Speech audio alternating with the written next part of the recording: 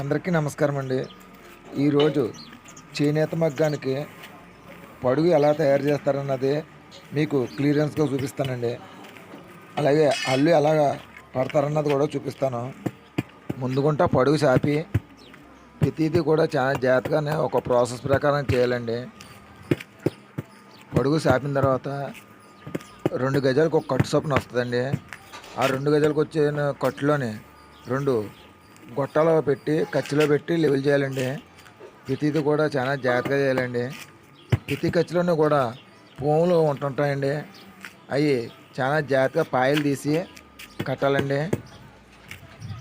కట్టిన తర్వాత పోములు కట్టిన తర్వాత లెవెల్ చేసి ప్రతి కచ్చిలోనూ కూడా మెరుపుకుని అలాగా శివతోటి దెబ్బేసుకోవాలండి. దెబ్బేసుకున్నప్పుడు లెవెల్గానే శుభ్రంగా ఎక్కడ ఏ పాయలో పోము ఆ పాయలో సర్దుకుంటుందండి అది. ప్లీజ్